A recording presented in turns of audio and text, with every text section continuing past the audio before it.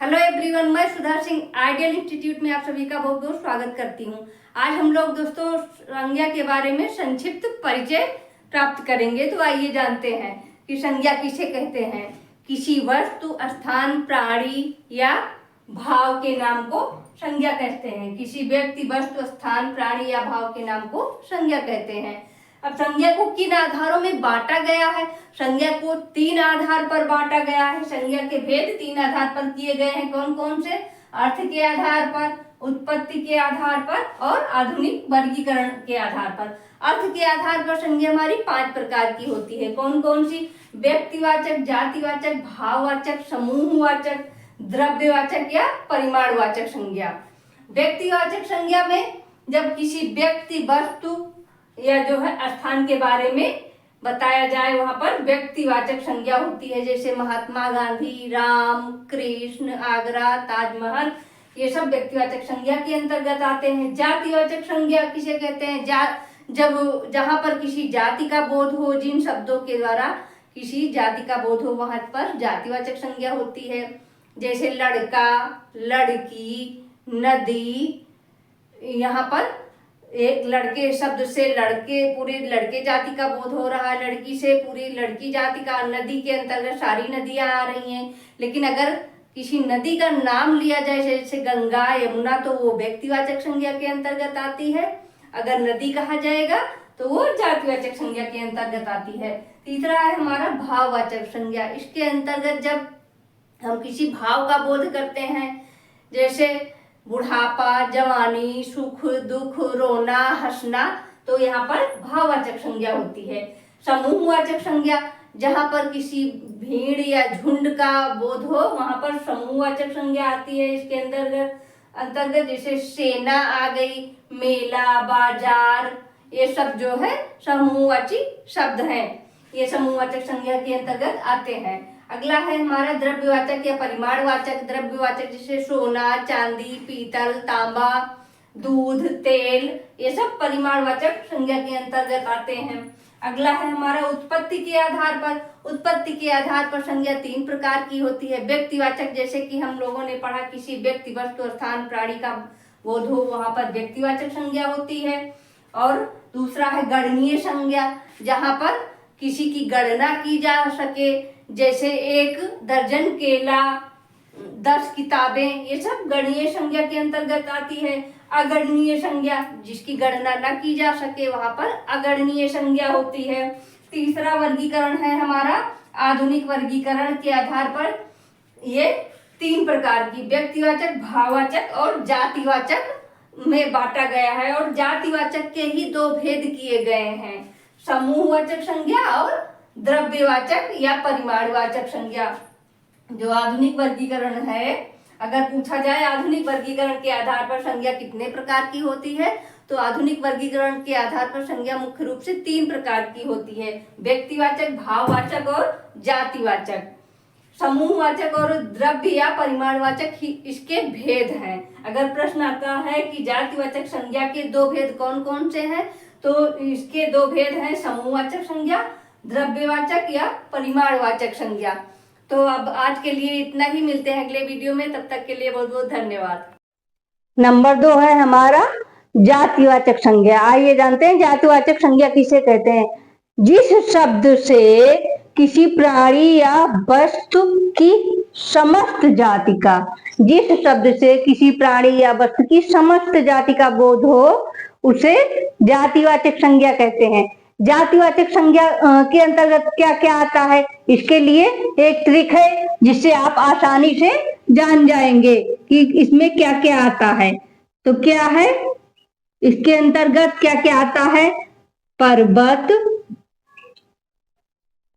पहाड़, पर्वत, पहाड़, पद। इसके अंतर्गत क्या क्या आएगा? पर्वत, पहाड़, पद, पशु, पक्षी,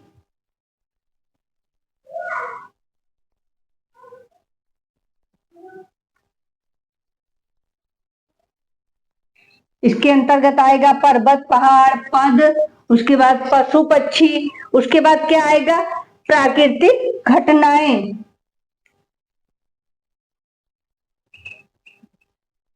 प्राकृतिक घटनाएं।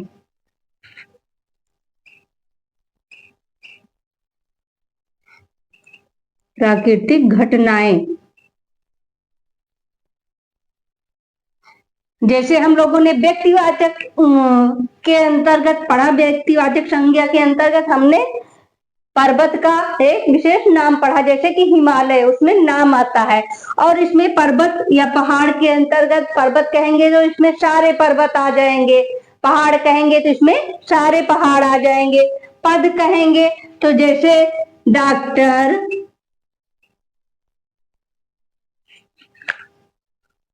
डॉक्टर, उसके बाद मास्टर,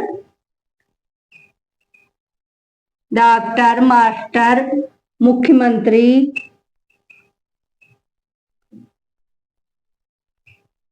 प्रधानमंत्री, मुख्यमंत्री, प्रधानमंत्री, राष्ट्रपति, ये सारे पद आ जाते हैं। राष्ट्रपति, अगर पूछा जाए कि राष्ट्रपति किस संज्ञा के अंतर्गत आता है, व्यक्तिवाचक या फिर जातिवाचक, तो राष्ट्रपति हमारा जातिवाचक संज्ञा के अंतर्गत आता है। उसके बाद इसमें माता पिता,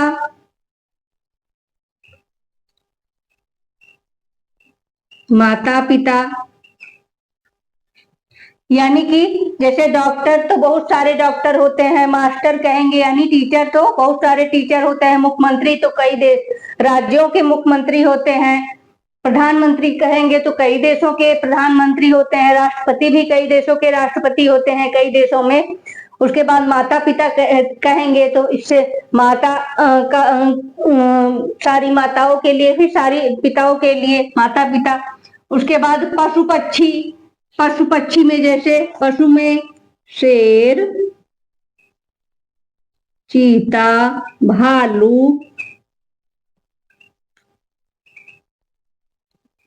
शेर, चीता, भालू।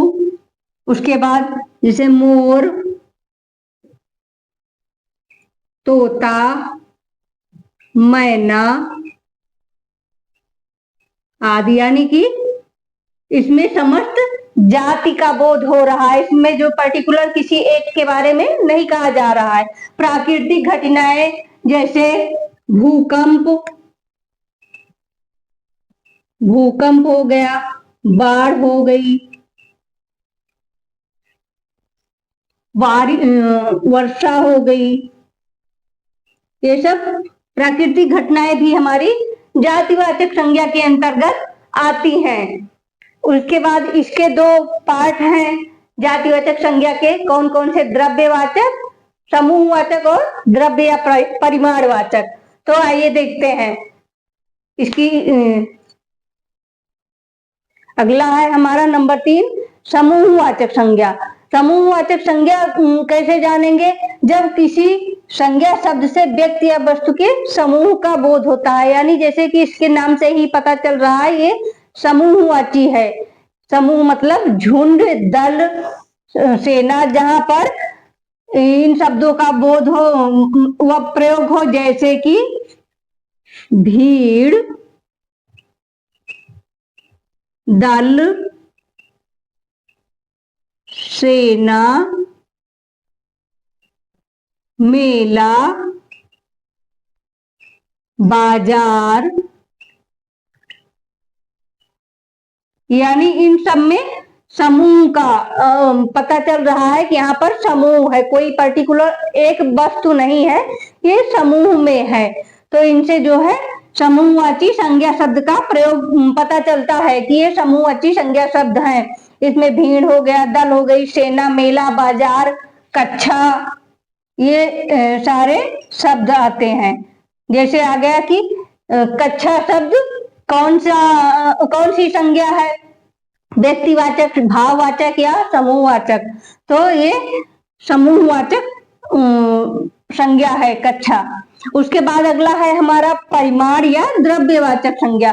परिमाण या द्रव्यवाचक संज्ञा किसे कहते हैं, जब किसी संज्ञा शब्द से किसी द्रव्य या पदार्थ का बोध हो, किसी संज्ञा शब्द से द्रव्य या पदार्थ का बोध हो, उसे परिमाण या द्रव्यवाचक संज्ञा कहते हैं। इसके अंतर्गत तीनों, ये यानी कि ठोस, द्रव, गैस, ये तीनों चीजें आ जाती हैं।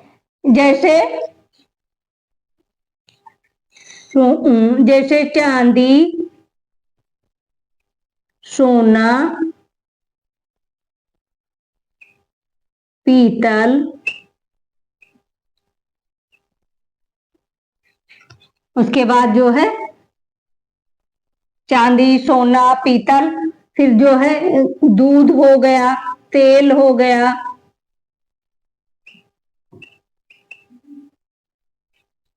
उसके बाद जो है गैस में जैसे कार्बन डाइऑक्साइड,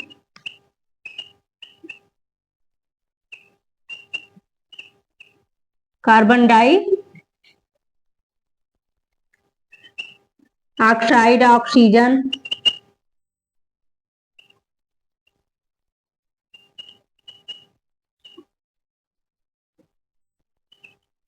ऑक्सीजन, ये जो है ये सारी चीजें आ जाती हैं। परिमाण या द्रव्यवाचक संज्ञा के अंतर्गत सोना, चांदी, पीतल, दूध, तेल, कार्बन डाइऑक्साइड, यानी जो है इसमें सारी गैसें आ जाती हैं और सारे जो है ये जितने भी सामान है धातुओं के, ये सारे आ जाते हैं। तो ये था हमारा समूहवाचक और परिमाणवाचक या द्रव्यवाचक संज्ञा। अगला लास्ट हम पढ़ेंगे भाववाचक संज्ञा। आइए देखते हैं भाववाचक संज्ञा। अगला है हमारा भाववाचक संज्ञा। भाववाचक संज्ञा किसे कहते हैं? जिन संज्ञा शब्दों से किसी भाव का पता चलता है, जिन संज्ञा शब्दों से किसी भाव का पता चलता है वो भाववाचक संज्ञा कहलाती है। अब इसको हम कैसे पहचानेंगे? इसके लिए हम कुछ उसको प्रत्ययों का प्रयोग करेंगे। जैसे कि ये है आओ, आवा, आपा, आस, आई, उसके बाद कार,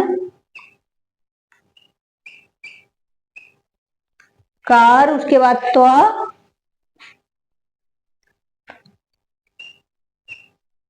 त्वा, ई, ईमा, पन,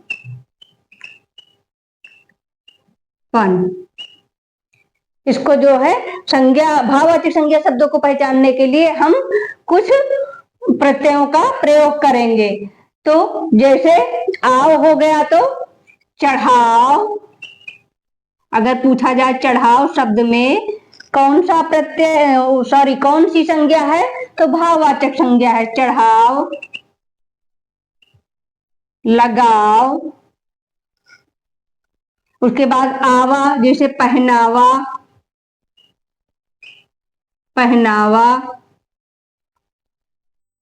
चढ़ावा, उसके बाद आपा आ गया, जैसे बुढ़ापा, मोटापा,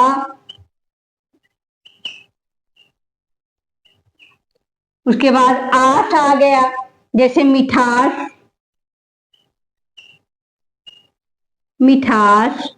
खटास, खटास, उसके बाद आई आ गया, चढ़ाई, लड़ाई, खटाई,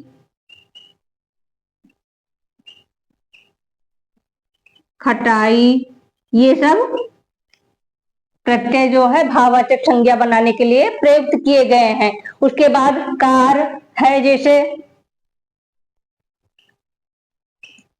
सत्कार, हाहाकार, ललकार,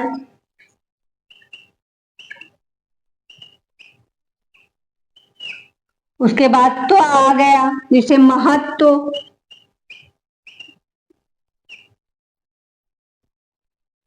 पुरुषत्व,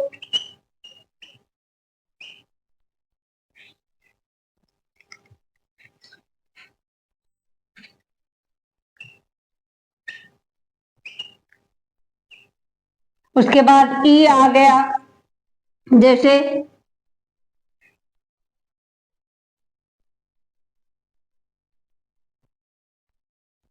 हमारा कार आ गया, तो आ गया, ई हो गया, इमा हो गया और पन हो गया। तो जो ई के लिए क्या प्रयुक्त करेंगे? दोस्ती, चोरी, चोरी,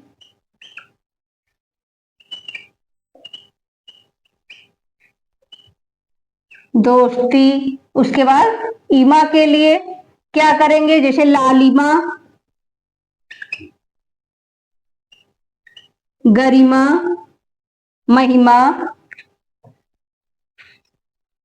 लालिमा, गरिमा, महिमा। उसके बाद अगला है पन, जैसे बचपन,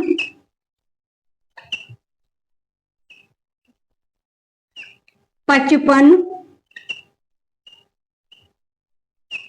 ये शब्द जो है, इन शब्दों से भाववाचक संज्ञा का पता चलता है।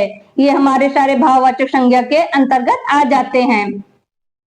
इन प्रत्ययों को याद करने से भाववाचक संज्ञा पहचानने में हमें बहुत ही आसानी रहती है।